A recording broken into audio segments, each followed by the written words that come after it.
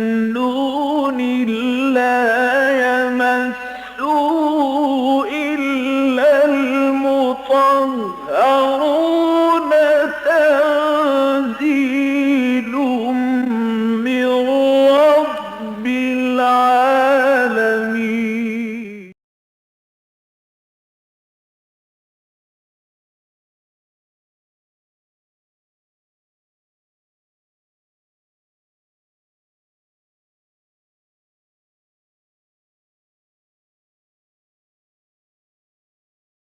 أعوذ بالله من الشيطان الرجيم. بسم الله الرحمن الرحيم. إذا الشمس كورت وإذا النجوم انكدرت وإذا الجبال سيرت وإذا العشار عطلت وإذا الوحوش حشرت وإذا البحار سجرت وإذا النفوس زوجت وإذا الموءودة سئلت بأي ذنب قتلت وإذا الصحف نشرت وإذا السماء كشطت وإذا الجحيم سعرت وإذا الجنة أزلفت علمت نفس ما أحضرت فلا أقسم بالخنس الجوار الكنس والليل إذا عسعس والصبح إذا تنفس إنه لقول رسول كريم ذي قوة عند ذي العرش مكين مطاع ثم أمين وما صاحبكم بمجنون ولقد رآه بالأفق المبين وما هو على الغيب بضنين وما هو بقول شيطان رجيم فأين تذهبون إن هو إلا ذكر للعالمين لمن شاء منكم أن يستقيم وما تشاءون إلا أن يشاء الله رب العالمين. صدق الله العظيم. رب اشرح لي صدري ويسر لي أمري واحلل عقدة من لساني يفقهوا قولي. اللهم ألهمنا رشدنا وأعصمنا من شرور أنفسنا آمین یا رب العالمین۔ سورہ تکویر کی بھی میں نے آپ کے سامنے تلاوت کی ہے۔ کل 29 آیات ہیں سورہ مبارکہ میں اور ایک ہی رکوع ہے۔ اس سے پہلے جو سورت ہم نے پڑھی تھی سورہ عبس، وہ بھی ایک ہی رکوع پر مشتمل تھی، اور اس سے پہلے جتنی بھی صورتیں ہم نے پڑھی متعدد رکوع یا کم سے کم 2 رکوعوں پر مشتمل۔ آپ کو معلوم ہے سورہ بقرہ جو ہے وہ 40 رکوعوں پر مشتمل ہے، سورہ آل عمران 20 رکوعوں پر مشتمل ہے، سورہ نساء 24 رکوعوں پر مشتمل۔ اگرچہ پہلے بھی میں عرض کر چکا، یہ رکوعوں کی تقسیم جو ہے یہ دور نبوی میں موجود نہیں تھی،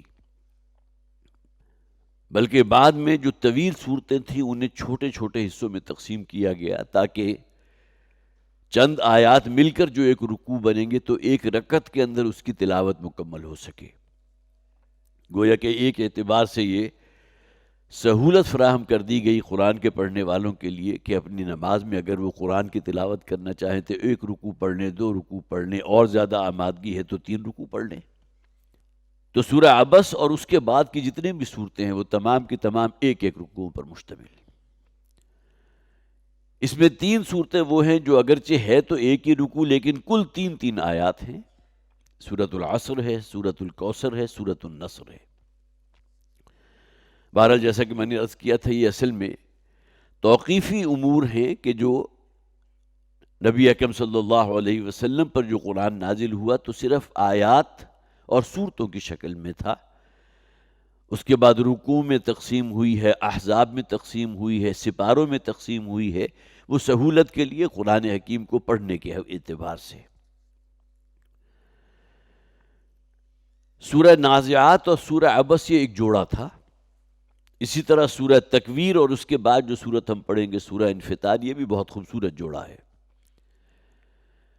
سورہ نازعات اور سورہ عبس کے اندر جوڑا ہونے کی جو ایک ظاہری چیز ہمیں نظر آ رہی ہے کہ یہ دونوں صورتیں وہ ہیں جن کی آخری آیات جو ہیں قیامت کے احوال اور اس میں خاص طور پر لوگوں کا 2 گروہوں میں منقسم ہو جانا، ان کا ذکر ہے، سورہ نازعات اور سورہ عبس۔ اور دونوں ہی کا آغاز ہوا ان آیات کا فَإِذَا جَاءَتِ الطَّامَّةُ الْكُبْرَى، فَإِذَا جَاءَتِ الطَّامَّةُ الْكُبْرَى، اور اسی طرح فَإِذَا جَاءَتِ الصَّاخَّةُ، بالکل وہی انداز، جب وہ کان پھوڑ دینے والی وہ آواز جو قیامت کی ہوگی، جس کے بعد جو اس کائنات کی بساط لپیٹ دی جائے گی۔ صاخہ بھی کہا گیا، طامۃ الکبریٰ بھی کہا گیا۔ اب یہ سورہ مبارکہ جیسا کہ میں نے عرض کیا 29 آیات، مکی صورت ہے، بہت مختصر آیات ہیں۔ عام مصحف کا صرف ایک صفحہ جو ہے اس کے اندر یہ سورت مکمل ہو جاتی ہے۔ ذرا بعض مصحف جو ہیں وہ بہت ہی، جسے آپ کہیے کہ ذرا کھلے کھلے چل رہے ہیں، تو اس میں ممکن ہے کہ 1.5 صفحے کے اوپر مشتمل ہو، بہت مختصر آیات، لیکن اس کے اندر کمال کا ردم ہے، جسے والد محترم کہا کرتے تھے ڈیوائن میوزک ہے اصل میں۔ اذا الشمس كورت واذا النجوم انكدرت واذا الجبال سيرت واذا العشار عطلت واذا الوحوش حشرت واذا البحار سجرت واذا النفوس زوجت واذا الموءودة سئلت بأي ذنب قتلت۔ اس کے اندر جو ایک جمالیاتی پہلو ہے اس کو بھی آپ اپریشیٹ کیجئے، اور اس کے اندر جو آواز کا زیر و بم ہے اور جو مضامین اس میں بیان ہوئے قیامت کے احوال۔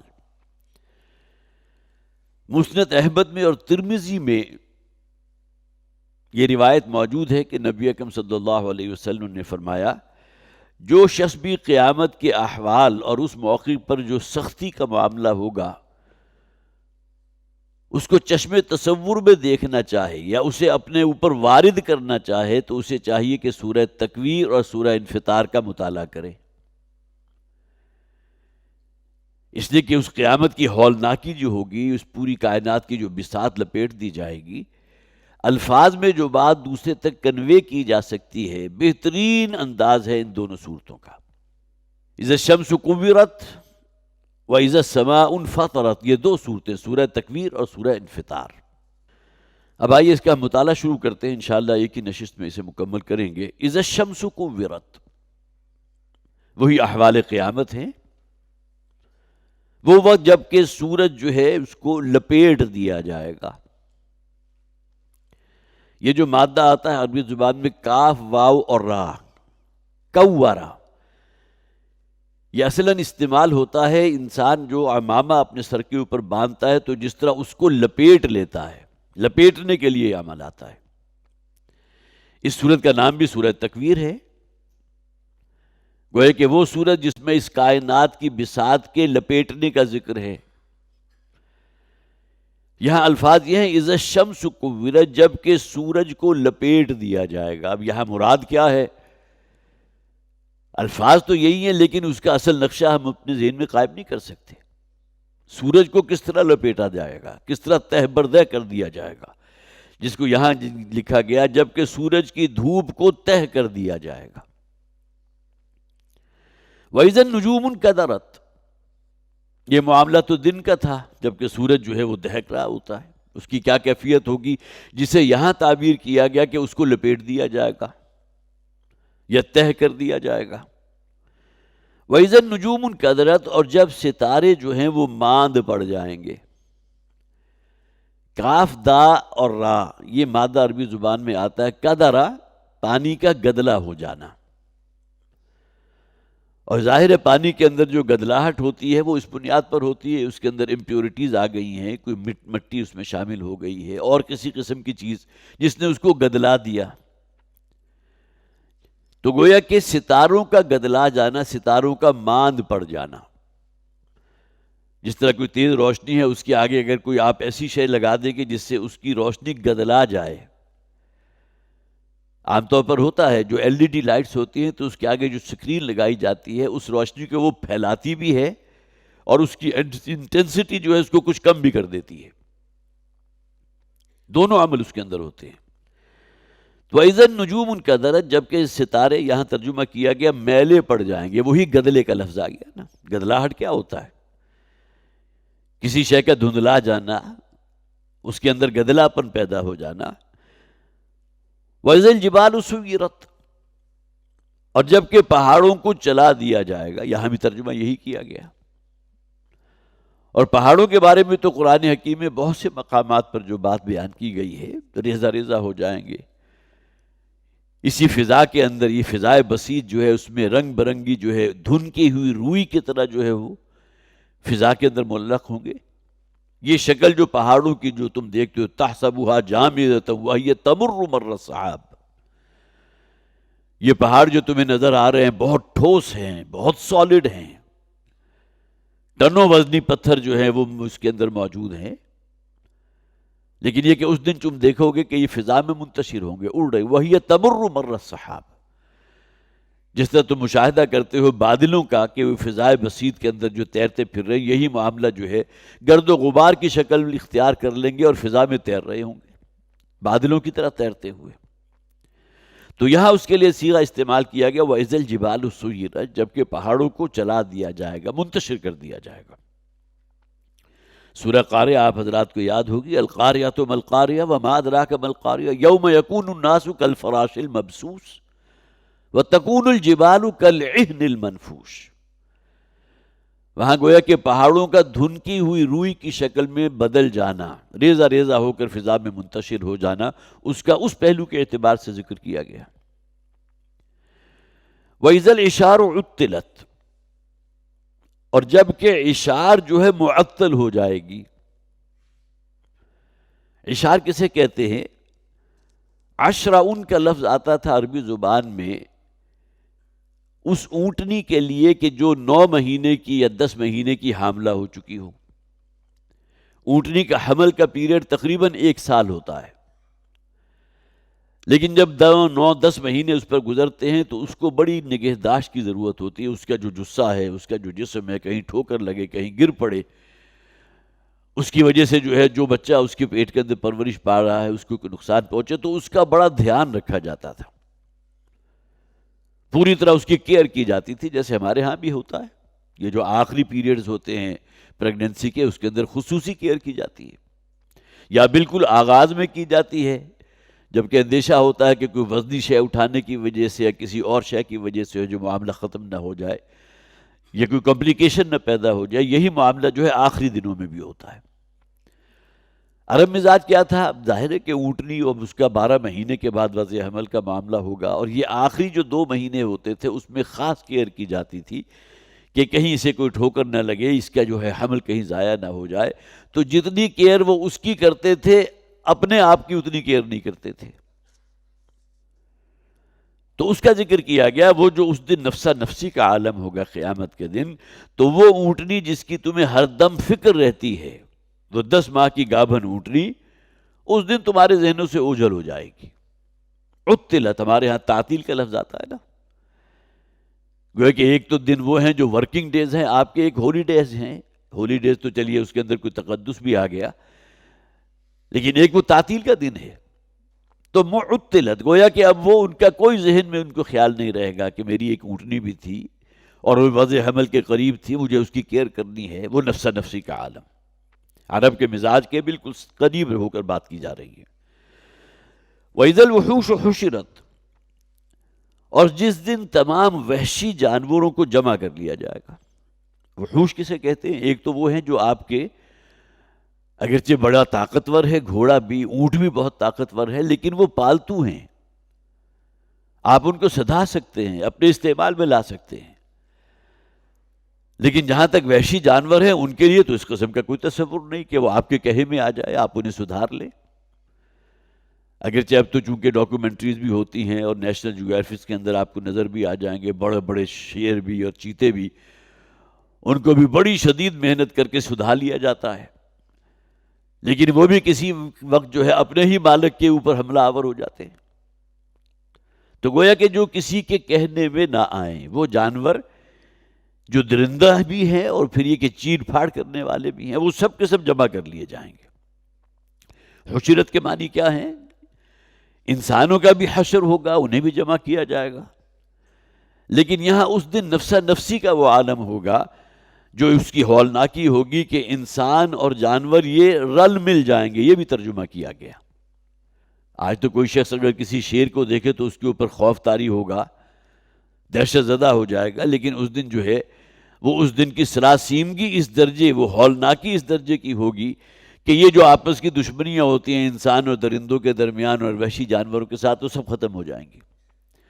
جس کا مشاہدہ آپ نے کیا بھی ہوگا، جب سیلاب آتا ہے تو اس کے اندر جو ہے بہت سے، جسے آپ کہیے موذی جانور جو ہیں، انہیں بھی اپنے پانی، اب اگر ان کے بلوں کے اندر گھس گیا ہے، بچھو ہے، سانپ ہے، اسی طرح اور اس قسم کے جانور کو جو انسان کو نقصان پہنچانے والے ہیں، لیکن وہ سب کے سب سہمے ہوئے ہوتے ہیں. جہاں کسی کو خشکی نظر آئی تو کوئی کسی سے اعتنا نہیں کرتا. یہ نہیں ہوتا کہ وہاں انسان جو ہے بیٹھا ہوا بڑا جو ہے وہ خوف زدہ ہو. ٹھیک ہے، خوف اس معنی میں تو ہوگا، لیکن اس کے قریب جو سانپ موجود ہے اسے اپنی جان کی فکر پڑی ہوئی ہے. کوئی اور موذی جانور موجود ہے تو اسے اپنی جان کی فکر ہے.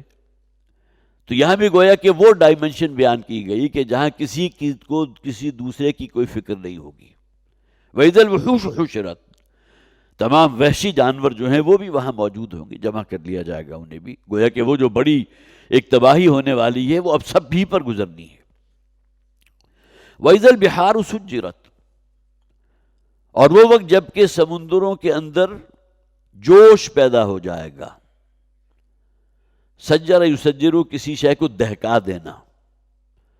پانی کے اندر جب وہ ابال آ رہا ہوتا ہے، وہ جوش مارنے لگتا ہے، تو اس کیفیت کو کہتے ہیں. ہمیں کیا معلوم کہ یہ پانی جو ہے فرض کیجئے کہ بحر الکاہل ہے، بحر اوقیانوس ہے، اٹلانٹک اوشن ہے، پیسیفک اوشن ہے، اس کی گہرائی 5 6 7 کلومیٹر نیچے ہے، لیکن پورے زمین کا جو حجم ہے اس میں کتنی گہرائی ہے اس کے نیچے تو زمین کے اندر لاوا دہک رہا ہے نا. کبھی کبھی یہ لاوا جو ہے وہ آتش فشاں پہاڑ پھاڑ کر باہر آتا ہے تو کتنی بڑی تباہی مچاتا ہے. تو کوئی عجب نہیں ہے کہ اس دن جب اس کائنات کی بساط لپیٹی جائے گی تو پانی کے نیچے جو لاوا ابل رہا ہے، دہک رہا ہے، اس کے زیر اثر سمندر ابلنے لگے. جیسا کہ میں نے آغاز میں عرض کیا تھا کہ یہ وہ آیات ہیں کہ جسے پڑھنے کے بعد انسان گویا کہ چشم تصور وہ نقشہ اپنے ذہن میں لا سکتا ہے کہ قیامت کے دن ہوگا کیا. کہیں ترجمہ کیا گیا جس دن کے سمندروں کو بھڑکا دیا جائے گا، سمندر جوش مارنے لگیں گے.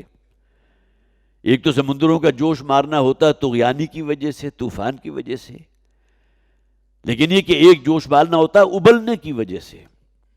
انتہائی شدید درجہ حرارت اگر کسی بڑی سے دیگ کے نیچے بھی آپ آگ کا الاؤ روشن کر دیں تو جو پانی اس کے اندر ہے بالآخر ابلنے لگے گا نا. تو بہرحال تمام تعبیریں یہاں لی جا سکتی ہیں. وَإِذَا النُّفُوسُ زُوِّجَتْ، جبکہ تمام نفوس کو جوڑوں جوڑوں میں بنا دیا جائے گا. ایک تو مرد اور عورت کا جوڑا ہے جو یہاں بھی موجود ہے، دنیا میں، حیوانات میں بھی ہے، اب ہمیں معلوم ہے نباتات کے اندر بھی ہے. زوجت کے مفہوم جو ہے مختلف تفاسیر کے اندر موجود ہیں. ایک تو اس سے یہ مفہوم لیا گیا کہ نیک اور بد لوگ جو ہیں انہیں الگ الگ کر دیا جائے گا. وہ ہے کہ کچھ لوگ وہ ہوں گے جو اہل ایمان ہوں گے، اللہ کے فرما بردار ہوں گے، اہل تقوی ہوں گے، وہ الگ کر دیے جائیں گے، اور بدکاروں کو اور فاسقوں اور فاجروں کو الگ کر دیا جائے گا. ایک مراد یہ بھی ہے. اسی طرح دوسری ایک مراد یہ بھی لی گئی ہے کہ جسموں اور روحوں کو آپس میں ملا دیا جائے گا. وہ جو طویل حدیث جس کا میں نے پہلے بھی حوالہ دیا تھا کہ رحم مادر میں جب انسان کا جو جنین جو پرورش پا رہا ہے، جب 120 دن اس پر مکمل ہوتے ہیں تو اللہ تعالیٰ اس جسد کی جو روح ہے اسے لا کر ایک فرشتے کے ذریعے اس کے جسم کے ساتھ منسلک فرما دیتے ہیں، اور اس کے بعد چند باتیں اللہ تعالیٰ اس کے بارے میں جو اللہ کے علم کامل میں ہے وہ لکھ دی جاتی ہیں. اس میں کوئی سرے منہ فرق واقع نہیں ہوتا. اب جب انسان اپنی قبروں سے نکال کر کھڑا کیا جائے گا تو وہ تو اس کا جسد خاکی ہے نا. تو جس طرح اولین مرحلے کے اندر اس کے جسد خاکی کے ساتھ روح کو منسلک کیا جائے گا، تو بعض حضرات نے یہاں یہ بھی مراد لیا ہے جبکہ جسموں کے ساتھ اس کی روح کو ملا دیا جائے گا. وَإِذَا النُّفُوسُ زُوِّجَتْ. ان تمام اعتبارات سے بہرحال اصل ذہن میں جو رکھنا چاہیے کہ اس دن کا جو نقشہ کھینچا گیا ہے اس دن کیفیت ہوگی کیا. وَإِذَا الْمَوْءُودَةُ سُئِلَتْ. وعدہ یعید، واو حمزہ اور دال. وعدہ یعید آتا ہے کسی شے کو زمین میں گاڑ دینا. ایک گاڑنا تو وہ ہوتا ہے کہ کھوٹا آپ کے پاس ہے یا لکڑی کا کوئی ٹکڑا ہے نوکیلا، آپ نے اوپر سے ہتھوڑی کو ضرب لگا کر اس کو گاڑ دیا. اور ایک یہ ہے کہ کسی کو گڑا کھود کر اس میں دفن کر دینا. وعدہ یعید اس معنی میں آتا ہے. اور موعودہ کہتے ہیں، اب اصطلاح وہاں سے وجود میں آ گئی، وہ بچی جو خواہ نوزائیدہ تھی یا 3 4 سال 5 سال کی ہو گئی اور اس کے بعد اسے زمین میں زندہ گاڑ دیا گیا. جو عرب معاشرے کے اندر اس وقت جاہلیت موجود تھی، اس کا ایک بہت بڑا مظہر یہ بھی تھا کہ اگر کسی کو قرآن میں 2 3 جگہ ذکر کیا گیا، تم میں سے کسی کو بیٹی کی ولادت کی خبر ملتی ہے، وَإِذَا بُشِّرَ أَحَدُهُمْ بِالْأُنْثَىٰ ظَلَّ وَجْهُهُ مُسْوَدًّا وَهُوَ كَظِيمٌ. جیسے ہی کسی کو خبر ملی کہ اس کے گھر بیٹی پیدا ہوئی ہے تو اس کا چہرہ جو ہے سیاہ پڑ جاتا ہے، لٹک جاتا ہے، اور پھر یہ کہ وہ لوگوں کا سامنا نہیں کرتا کہ کیا منہ دکھاؤں گا لوگوں کو، میرے ہاں بیٹی ہوئی ہے، اور پھر منتظر رہتا ہے کہ جیسے ہی اسے موقع ملے گا اسے زندہ زمین میں گاڑ دے گا. اور یدسہ فی التراب قرآن کے الفاظ ہیں. یا تو ساری زندگی جو ہے ایک بیٹی کا باپ ہونے کے طعنے سنتا رہے، حالانکہ اس بدبخت کو معلوم نہیں کہ اس کے گھر میں جو اس کی بیوی ہے وہ بھی کسی کی بیٹی تھی. اس کو بھی اگر کہیں بچپن ہی میں نوزائیدگی کی حالت میں اگر اسے بھی دفن کر دیا جاتا تو کیا معاملہ ہوتا. لیکن اپنے گھر جب بیٹی کی ولادت کی خبر ملی، وَإِذَا بُشِّرَ أَحَدُهُمْ بِالْأُنْثَىٰ ظَلَّ وَجْهُهُ مُسْوَدًّا وَهُوَ كَظِيمٌ. اس کا چہرہ سیاہ پڑ جاتا ہے، لٹک جاتا ہے، اور شدید غم و غصے میں مبتلا ہو جاتا ہے. ہمارے ہاں بھی یہ اس قسم کی جہالت ہے. ایک بیٹی ہو گئی، چلیے کسی طرح برداشت کر لیا. اب دوسری بیٹی کے اوپر جو ہے معلوم ہوتا ہے کہ تمام وہ جو بھی شوہر کی بہنیں ہیں یا اس کی ماں جو ہے اس کی ناک منہ چڑھنے لگی، اور تیسری بیٹی کے اوپر تو عین ممکن ہے کہ اس کی ماں کی جان ہی لے لیں. یہ خبریں آپ پڑھتے ہیں اخبارات کے اندر. تو یہی جہالت اس دور میں بھی موجود تھی. موعودہ وہ بچی کے جس کو زندہ زمین میں دفن کر دیا جائے. احادیث کے اندر بڑی جو ہیں اس بارے میں احادیث بھی موجود ہیں. ایک شخص حاضر ہوا حضور کے پاس کہ حضور، اب وہ اسلام قبول کرنا چاہتا تھا لیکن جسے گلٹ کہتے ہیں اس کے اندر اس درجے کی موجود تھی کہ اس نے اپنی کئی بچیوں کو زندہ دفن کیا تھا. تو حضور کے سامنے آ کر اس نے اعتراف کیا اور اپنی ایک بچی کا تو پورا نقشہ کھینچا کہ حضور میں اصل میں کہیں بڑے سفر پہ گیا تھا، میری بیوی جو ہے وہ حاملہ تھی، مجھے معلوم نہیں ہوا. کئی سال کے بعد جب میں واپس آیا ہوں تو مجھے میری بیوی نے نہیں بتایا کہ میرے ہاں بیٹی پیدا ہوئی تھی. لیکن میں جب آیا تو میں نے دیکھا کہ ایک بچی جو ہے گھر میں کھیل کود رہی ہے. بیوی سے پوچھا، بیوی نے کہا ہمسائی کی بچی ہے. اب مجھے اس بچی کے ساتھ بڑا انس بھی ہوگا، پیار بھی ہو گیا. جیسا کہ ہوتا ہے جو بھی، جسے آپ کہیے کہ باپ کے دل میں بیٹی کے لیے جو ایک جذبہ ہوتا ہے خاص محبت کا، مودت کا، جب وہ کوئی 3 4 5 سال برس کی ہو گئی تو پھر ایک دن اچانک جب میری بیوی نے محسوس کیا کہ اب میں بہت انسیت محسوس کرنے لگا ہوں اس بچی کے ساتھ، تو اس نے مجھے بتا دیا کہ یہ تمہاری بچی ہے۔ اب وہی جو جاہلیت والا ایک، جیسے آپ کہیے انسان کے اندر جو مادہ ہوتا ہے، اس نے جو ہے وہ سر اٹھایا اور ایک دن اس بچی کو لے جا کر جو ہے، اور پورا نقشے کے اندر وہ تفصیل اس نے بیان کی ہے اس صحابی نے، اور جس کو سنتے ہوئے نبی اکرم صلی اللہ علیہ وسلم کی آنکھوں سے بھی آنسو روا ہو گئے تھے کہ وہ ابو ابو پکارتی رہی، لیکن یہ کہ میرا ہاتھ نہیں رکا اور میں نے اسے زندہ زمین میں گاڑ دیا، بلکہ جب میں گڑھا کھود رہا تھا، اب یہ اس شخص کے الفاظ ہیں، تو وہ بچی میری مدد کر رہی تھی۔ اب وہ سوال کرتی تھی اپنی توتلی زبان میں، یہ آپ یہ کیوں کر رہے ہیں، ممکن ہے کرتی ہو؟ اسے کسی طرح جو ہے دزاسا دے دیا کرتا تھا، اور جو مٹی وہ کھودتا تھا تو وہ بچی اسے اٹھا کر جو ہے باہر لگا رہی تھی، تاکہ یہ کہ وہ بہرحال باپ کے لیے آسانی پیدا ہو۔ تو بہرحال نبی اکرم صلی اللہ علیہ وسلم نے، بہرحال آپ کی آنکھیں بھی جو ہیں ان سے بھی آنسو رواں ہو گئے۔ اور وہ جو ایک بات ہے کہ جو اگر کوئی شخص جو ہے اسلام قبول کرے تو اس کی پچھلے تمام گناہ معاف ہو جاتے ہیں۔ حضور نے فرمایا اب جو ہو گیا سو ہو گیا، صدق دل سے جو ہے اپنے اس کوتاہی اور غفلت کے اوپر اللہ سے جو ہے توبہ کرو، اور احساس ندامت کے ساتھ۔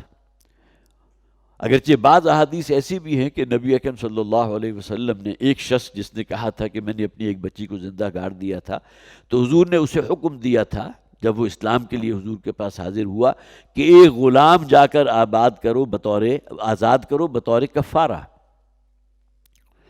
اس نے کہا غلام تو میرے پاس ہے نہیں کہ جس کو میں آزاد کر سکوں۔ تو اس پر نبی اکرم صلی اللہ علیہ وسلم نے فرمایا اگر یہ کام نہیں کر سکتے تو پھر ایک اونٹ اللہ کے رستے میں قربان کرو۔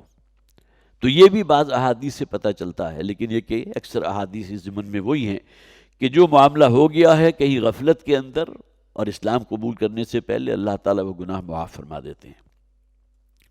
وَإِذَا الْمَوْءُودَةُ سُئِلَتْ، جبکہ وہ پوچھا جائے گا اس بچی سے جسے بالکل ہی بچپنے میں یا نوزائیدگی کے عالم میں جو ہے اسے زندہ زمین میں گاڑ دیا گیا تھا، بِأَيِّ ذَنبٍ قُتِلَتْ، کہ وہ کس گناہ کی پاداش میں ماری گئی، کیا جرم تھا اس کا؟ کیا اس دنیا میں آتے ہوئے جو بھی نو مولود ہے اپنے بارے میں خود فیصلہ کرتا ہے کہ میں لڑکا ہوں گا یا لڑکی ہوں گی؟ کوئی اس کا جرم ہے اس میں، اس بچی، معصوم بچی کا؟ بِأَيِّ ذَنبٍ قُتِلَتْ، کس گناہ کی پاداش میں اسے قتل کیا گیا؟ وَإِذَا الصُّحُفُ نُشِرَتْ، اب پھر آگے وہی احوال قیامت، جبکہ اعمال نامے کھول دیے جائیں گے۔ صحف، صحیفہ، اور اس دن جو شے کھول کر سامنے لائی جائے گی وہ انسان کے اپنے اعمال نامے ہیں۔ وَوُضِعَ الْكِتَابُ فَتَرَى الْمُجْرِمِينَ مُشْفِقِينَ مِمَّا فِيهِ، سورہ کہف میں جو فرمایا گیا، اس دن اعمال ناموں کو نصب کر دیا جائے گا، اور وہ اپنی زندگی کے ایک ایک عمل کو، زبان سے نکلے ہوئے ایک ایک قول کو موجود پائے گا۔ وَوَجَدُوا مَا عَمِلُوا حَاضِرًا، جو کچھ کہا تھا، جو کچھ کیا تھا، ہر شے وہاں لکھی ہوئی موجود ہوگی۔ تو وَإِذَا الصُّحُفُ نُشِرَتْ وَإِذَا السَّمَاءُ كُشِطَتْ، جبکہ آسمان کی کھال کھینچ لی جائے گی۔ یہ بھی دیکھیے قرآن حکیم کا بلاغ دیکھیے، گویا کہ اس وقت جو تمہیں یہ نیلا آسمان یا نیلگوں آسمان، نیلی چھتری بھی کہا جاتا ہے، بڑا حسین نظر آ رہا ہے، تو جس طرح کسی جانور کی جو ہے کھال اتارنے کے بعد نیچے سے اس کا سرخ گوشت نظر آ رہا ہوتا ہے، سورہ رحمان کیا گیا، فَإِذَا انشَقَّتِ السَّمَاءُ فَكَانَتْ وَرْدَةً كَالدِّهَانِ، وردہ کسے کہتے ہیں؟ انتہائی سرخ رنگ کو۔ تو کسی بھی حیوان کی کھال جب آپ اس کے جسم سے اتار لیں گے تو نیچے جو گوشت نظر آئے گا وہ سرخی مائل ہوگا، سرخ رنگ کا ہوگا۔ تو سورہ رحمان کہا گیا کہ وہ آسمان جو ہے اس دن سرخ رنگ کا ہو جائے گا۔ اسی بات کو یہاں انداز جو اختیار کیا، وَإِذَا السَّمَاءُ كُشِطَتْ، اس دن آسمان کا جو پوست ہے، جو اس کی کھال ہے، وہ کھینچ لی جائے گی۔ اور یہ کاف، شین اور تا کا مادہ آتا ہے کسی شے کو اتار لینے کے لیے، اور اگر جسم سے لباس کو اتار لیا جائے تو اسی مادے کا اطلاق ہوگا۔ اسی طرح یہ آسمان جو تمہیں نیلا نظر آ رہا ہے، اس دن اس کی اس کھال کو، چمڑی کو کھینچ لیا جائے گا اور وہ نیچے سے سر فکانت وردتن کالدہان، جیسا کہ میں نے عرض کیا سورہ رحمان میں بیان کیا گیا۔ وَإِذَا الْجَحِيمُ سُعِّرَتْ، سعر یسعر کسی شے کو بھڑکا دینا، دہکا دینا، جس طرح کسی بھٹی کو دہکایا جاتا ہے، بھڑکایا جاتا ہے، تو اس دن جہنم کو بھڑکا دیا جائے گا۔ اب گویا کہ جسے آپ کہیے بھڑکنے کا جو عمل ہے، جس کے اندر ایک نیا جوش اور ولولہ ہوتا ہے، وہ کیفیت جہنم کی بھی ہوگی۔ اب اس چونکہ اب وہ انجام کار تو سامنے ہے، اعدت للمتقین اگر جنت ہے تو جہنم کو بھی تو ان لوگوں کے لیے بنایا گیا ہے نا، لہٰذا اس دن جو ہے جہنم کو بھڑکا دیا جائے گا۔ وَإِذَا الْجَنَّةُ أُزْلِفَتْ، اور فوری تقابل کے طور پر جنت کا ذکر بھی کر دیا گیا، اور اس دن جنت بھی قریب لے آئی جائے گی۔ ازلفت، اس کے معنی ہے کسی شے کو نزدیک کر دینا، قریب لے آنا۔ اہل جہنم کی حسرت کا کیا عالم ہوگا کہ انہیں تو اپنا انجام نظر آ رہا ہے، جہنم کی دہکتی ہوئی آگ جسے خوب بھڑکا دیا گیا، جس کے لیے حدیث میں الفاظ یہ ہیں کہ دنیا کی آگ سے 70 گنا، 70 کے معنی عربی زبان میں آتا ہے ہزاروں گنا کے لیے، اس سے زیادہ حرارت اور تمازت ہوگی، شدت ہوگی جہنم کی آگ میں۔ تو وَإِذَا الْجَحِيمُ سُعِّرَتْ وَإِذَا الْجَنَّةُ أُزْلِفَتْ، جنت بھی قریب لے آئی جائے گی۔ عَلِمَتْ نَفْسٌ مَّا أَحْضَرَتْ، اور اس دن ہر شخص جان لے گا، ہر جان اس بات کو خوب اچھی طرح جان لے گی جو وہ لے کر آئی۔ احضرت، ہمارے ہاں عام طور پر کہا جاتا ہے نا تناول ما حضر، آپ کسی شخص کے گھر گئے اور اس نے آپ کے لیے کوئی خاص اہتمام نہیں کیا ہوا تھا، گھر میں جو شے بھی میسر تھی، کھانے کا وقت ہے، وہ خود بھی کھانے کے لیے تیار بیٹھا تھا، کوئی دوست آ گئے، کوئی مہمان آ گئے، تو تناول ما حضر وہ ہوتا تھا کہ جو گھر میں اس وقت موجود ہے اس کو سامنے پیش کر دیا جائے۔ پہلے زمانے میں جو کارڈ بنتے تھے شادی کے لیے، دعوت نامے جو بنتے تھے، تو اس میں وہ عام طور پر ہمارے ہاں چونکہ انگریزی زبان استعمال ہونے لگی لہٰذا ڈنر ٹائم ہوتا ہے، ڈنر کب ہوگا، ریسیپشن اس وقت میں ہے تو ڈنر کب ہوگا اس کا بھی وقت لکھا ہوتا ہے۔ تو اسی طرح تناول ما حضر لکھا ہوتا تھا، اس کے معنی یہ ہے کہ ڈنر کا ٹائم، جو بھی اس وقت تیار کیا گیا اس کو پیش کرنے کا ٹائم۔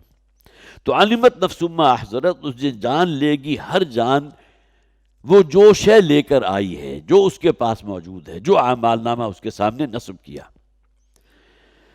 فلا اقسم بالخنس الجوار الکنس، اب یہاں دیکھیے وہی ردم، دیکھیے الفاظ جسے ردیف اور قافیہ کہتے ہیں نا، اس کے جو اوزان کا خیال رکھا جاتا ہے، تو ان مکی صورتوں کے اندر ہی آپ کو ردمک انداز بڑا ملے گا۔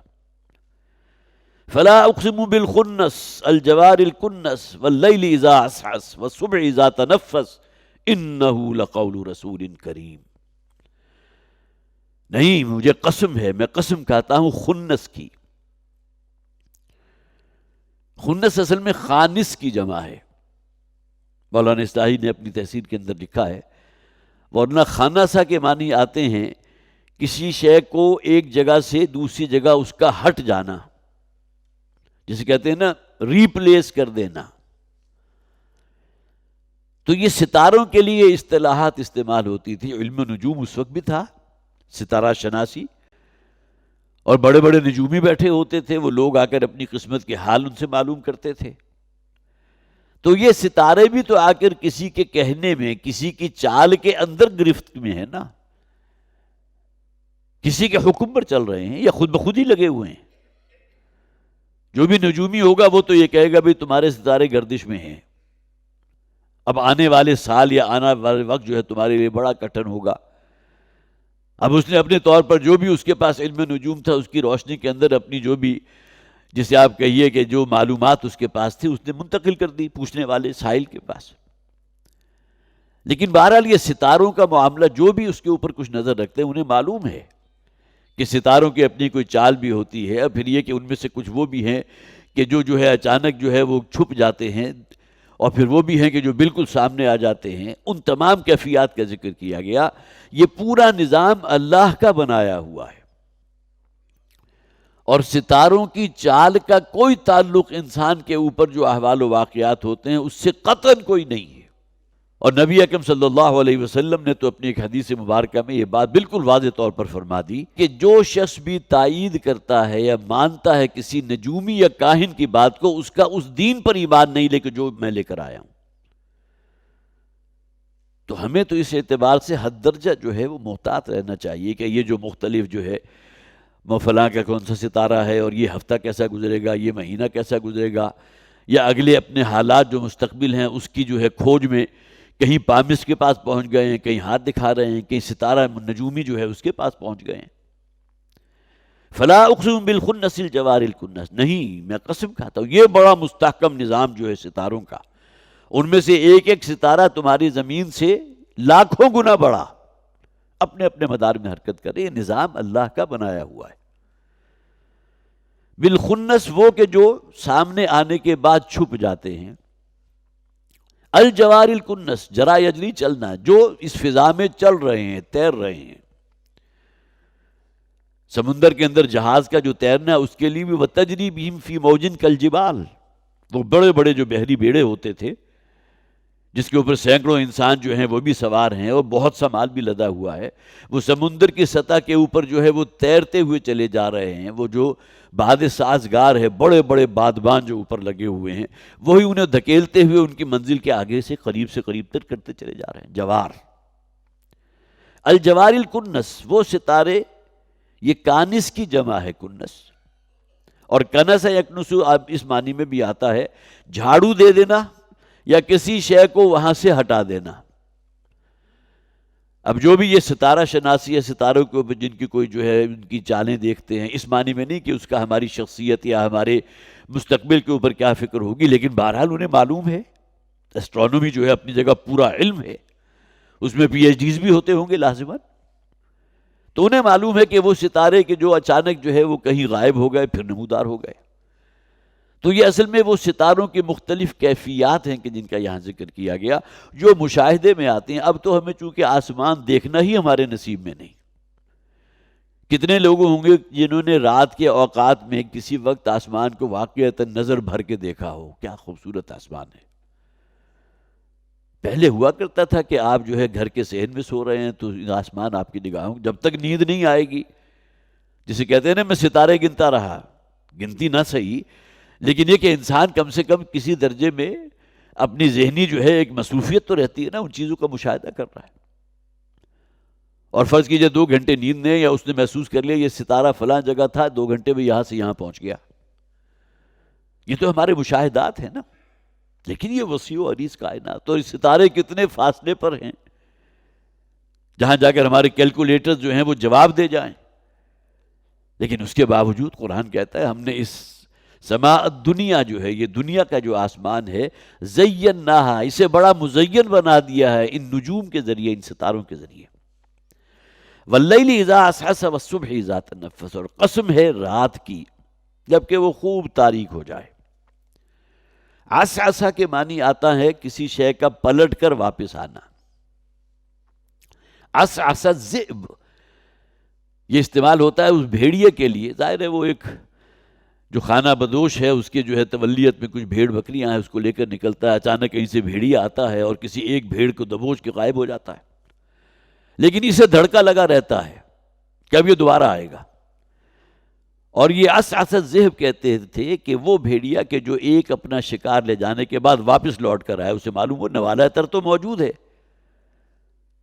ایک ہی بچہ ہے کہ جو ان کے تمام سینکڑوں بھیڑیں ہیں اس کو لے کر جو ہے وہ چرا رہا ہے، تو اس کے لیے تو سنہری موقع ہے، تو لوٹ کر آنا۔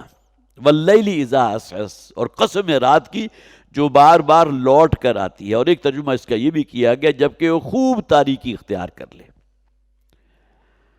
وصبح اذا تنفس، اور قسم ہے صبح کی جبکہ وہ تنفس، ہمارے ہاں اردو زبان میں مستعمل، جب وہ سانس لینے لگے۔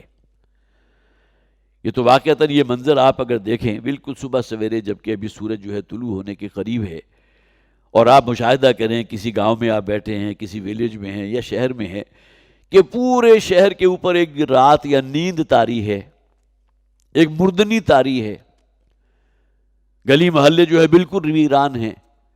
اب جیسے ہی صبح ہوتی ہے تو گویا کہ جس طرح ڈیڈ باڈی سانس لینے لگتی ہے، بالکل یہ کیفیت محسوس ہوتی ہے، بہت خوبصورت ہے. والصبح اذا تنفس، قسم ہے صبح کی جبکہ وہ سانس لینے لگے. اب وہ بیدار ہو رہے ہیں لوگ، رات بھر کا استراحت ہے، آرام ہے، جو کھوئی ہوئی توانائی تھی وہ دوبارہ ریگین کی ہے آپ نے.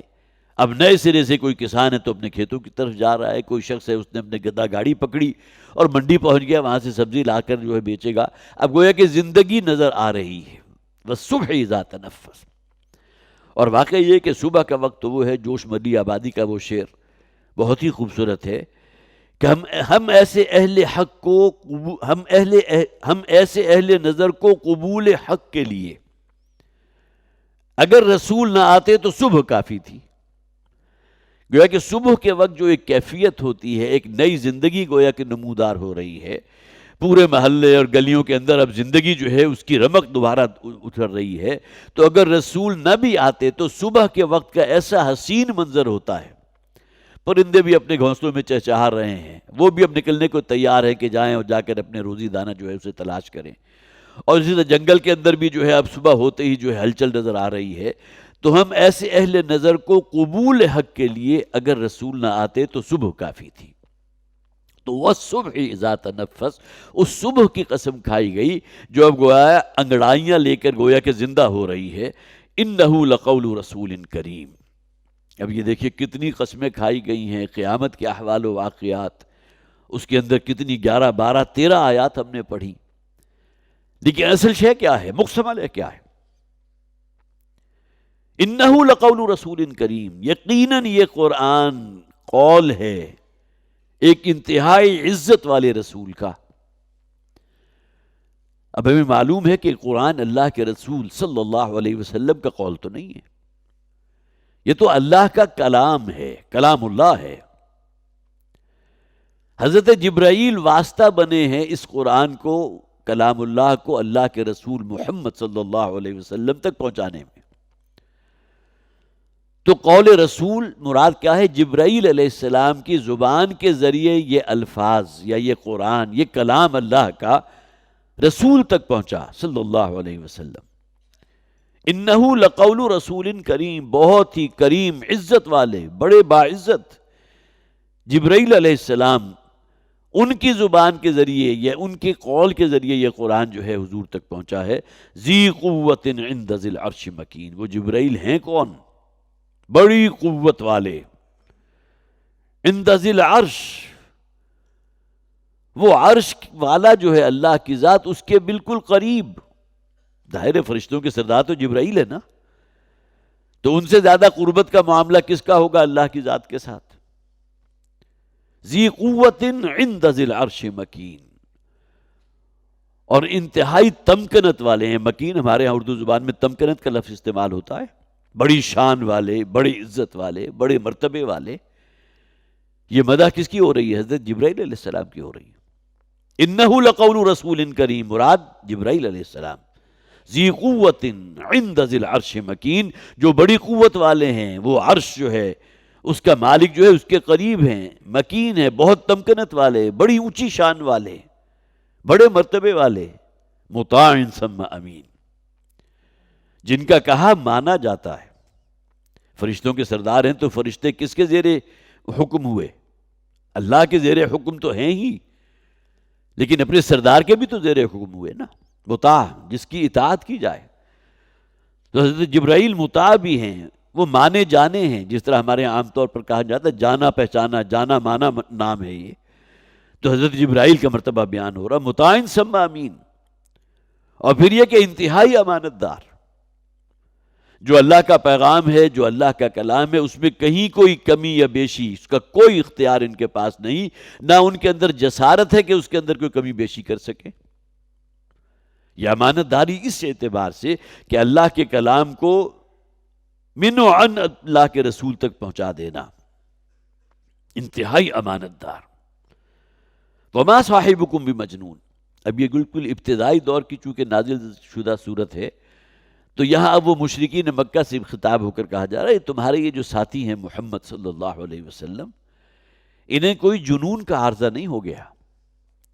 تم یہ کہتے ہو بہکی بہکی باتیں کر رہے ہیں، ہمارا آبائی دین حضرت ابراہیم سے چلا آ رہا ہے. ان بدبختوں کو یہ تو معلوم نہیں کہ حضرت ابراہیم سے بڑھ کر توحید کا علمبردار کون ہوگا.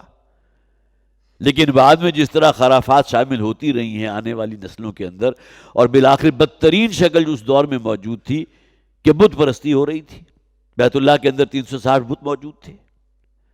تو وما صاحبکم مجنون، تمہارے یہ ساتھی جو ہیں، تمہارے رفیق محمد صلی اللہ علیہ وسلم، معاذ اللہ وہ مجنون نہیں ہے.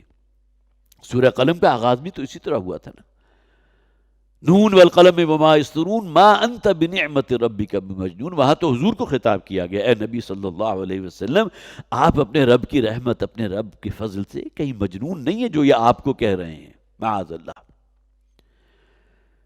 وَلَقَدْ رَآهُ بِالْأُفُقِ الْمُبِينِ، اور حضور نے تو دیکھا تھا جبرائیل علیہ السلام کو ایک مرتبہ افق مبین. افق کسے کہتے ہیں؟ جو آپ کی نظر کی سرحد ہے، گویا کہ جو آپ کی ویزیبلٹی ہے اس کا جو آخری کنارہ ہے، افق. سورج ڈوب رہا ہو تو آپ کیا کہتے ہیں؟ افق میں سورج ڈوب گیا. تو سورہ مدثر کی جب آیات نازل ہوئی ہیں، اس کے شان نزول میں یہ واقعہ آتا ہے کہ حضور غار حرا سے اتر رہے تھے، اور یہ بالکل ابتدائی وحیوں میں سے وحی تھی. تو اس موقع پر اچانک آواز آئی، یا محمد صلی اللہ علیہ وسلم. تو حضور نے ادھر ادھر دیکھا، کوئی نظر نہیں آیا. پھر دوبارہ آواز آئی. اب تیسری مرتبہ آواز آنے پر جب حضور نے نظر ڈالی تو دیکھا کہ وہ پورا افق جو ہے حضرت جبرائیل اپنی ملکی صورت میں. اور بخاری کی اور مستند روایات موجود ہیں جس میں حضور نے فرمایا حضرت جبرائیل علیہ السلام کے 600 پر تھے. اب یہاں اصل میں کثرت کی طرف اندازہ ان کی ذی قوہ ہونے کے اعتبار، ذو مرت، جیسا کہ سورہ نجم میں کہا گیا، بڑی شان والے. تو وَلَقَدْ رَآهُ بِالْأُفُقِ الْمُبِينِ، تو دیکھا تھا انہیں اللہ کے رسول صلی اللہ علیہ وسلم نے افق مبین پر حضرت جبرائیل علیہ السلام کو. وَمَا هُوَ عَلَى الْغَيْبِ بِضَنِينٍ، اور یہ جو ہیں غیب کے معاملے میں زیادہ بخیل نہیں ہیں. بضنین کے معنی دو اعتبارات سے کیے گئے. ایک تو یہ کہ نبی اکرم صلی اللہ علیہ وسلم کو جو بھی غیب کی خبریں دی گئی ہیں، جنت اور جہنم ہمارے لیے غیب ہے نا، فرشتہ بھی ہمارے لیے غیب ہے، لیکن ہم ان تمام باتوں کو مانتے ہیں، تسلیم کرتے ہیں، اس لیے کہ ہمارے ایمان کا تقاضا ہے. ایمان کی تعریف ہی یہ کی گئی، تصدیق بما جاء بہ النبی صلی اللہ علیہ وسلم، ہر اس بات کی، اس خبر کی تصدیق کر دینا جو پہنچائی آپ تک یا جو پہنچی آپ تک محمد رسول اللہ صلی اللہ علیہ وسلم کے ذریعے. یہ ہے اصل میں ایمان. تو وما هو علی الغیب بضنین، وہ گویا کہ غیب کے امور کے بارے میں بخیل نہیں ہے. وحی کے ذریعے جو غیبی امور اللہ نے حضور تک پہنچا دیے، حضور نے اسے امت تک پہنچانے میں کسی بخل سے کام نہیں لیا. اور دوسری مراد مولانا اصلاحی نے اس سے یہ بھی لی ہے کہ یہاں بضنین سے مراد حریص ہے، کہ وہ غیبی امور کی کھوج میں حریص نہیں ہے.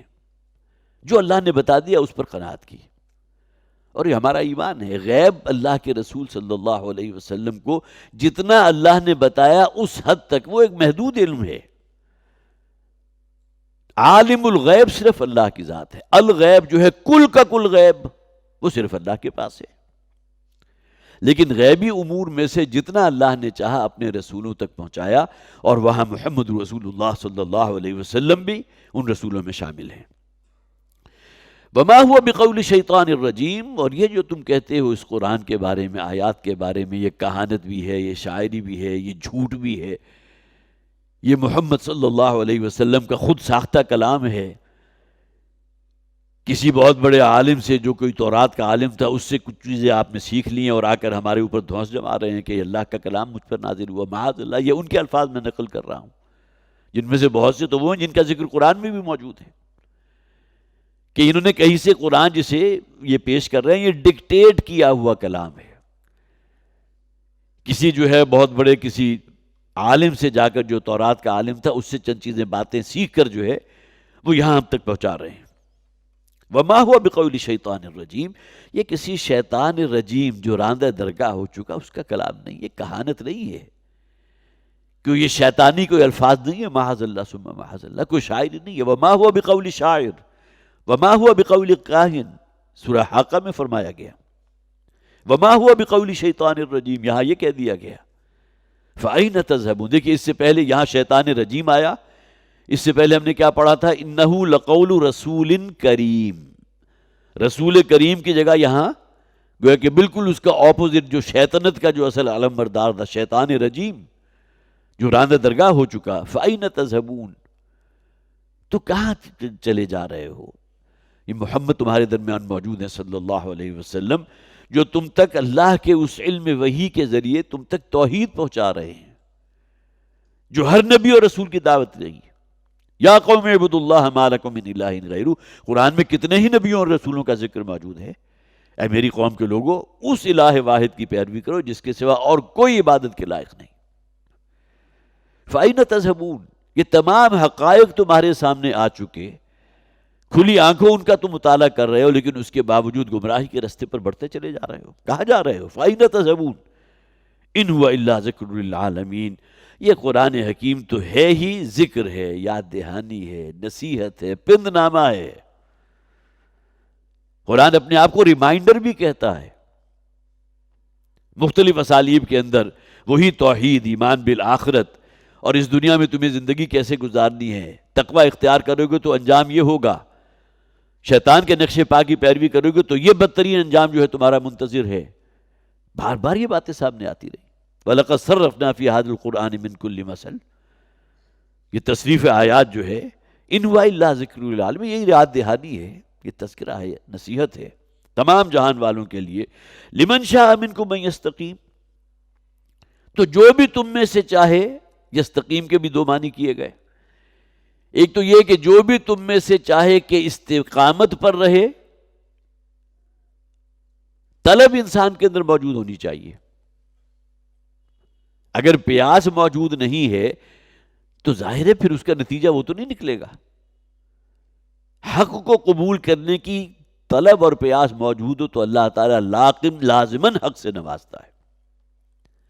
وَأَمَّا مَنْ أَعْطَىٰ وَاتَّقَىٰ وَصَدَّقَ بِالْحُسْنَىٰ فَسَنُيَسِّرُهُ لِلْيُسْرَىٰ، جو شخص بھی اس نیکی کے رستے کو اختیار کرے گا، اپنا روپیہ پیسہ اگرچہ بڑا محبوب ہے اسے خود بھی، دن رات ایک کر کے اس نے جمع کیا ہے، لیکن وہ صرف کرتا ہے، دین کی نشر و اشاعت میں بھی لگاتا ہے، خدمت خلق میں بھی لگاتا ہے، اعطاء مال، دل میں خدا خوفی بھی ہے، پھونک پھونک کر قدم رکھتا ہے کہیں میرا مالک اور میرا خالق مجھ سے ناراض نہ ہو جائے۔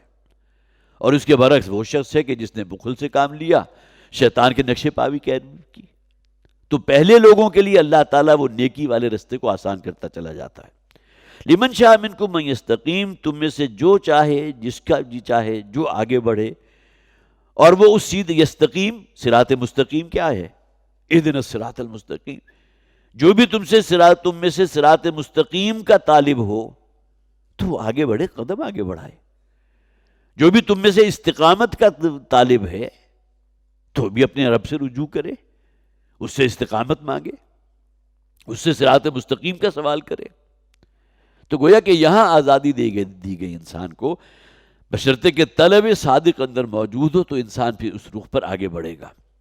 وَمَا تَشَاءُونَ إِلَّا أَن يَشَاءَ اللَّهُ، اور تم نہیں چاہ سکتے جب تک کہ اللہ نہ چاہے۔ ترجمہ تو بظاہر یہی ہے، لیکن عموماً اس کا جو مفہوم بیان کیا جا سکتا ہے، ٹھیک ہے چاہت بھی جو ہمارے اندر پیدا ہوگی تو وہ بھی اللہ کے پیدا کیے پیدا ہوگی، لیکن انسان کو اختیار تو دیا گیا نا، اما شاکرا و اما کفورا، شکر گزاری اختیار کرنا چاہتے ہو، اس کی پیاس موجود ہے، طلب موجود ہے، اللہ تعالیٰ اس راستے کو آسان کر دے گا۔ یہدی من یشاء، جسے چاہتا ہے اللہ تعالیٰ ہدایت دیتا ہے، جس کے اندر ہدایت کی طلب ہو تو اسے ہدایت دے گا نا۔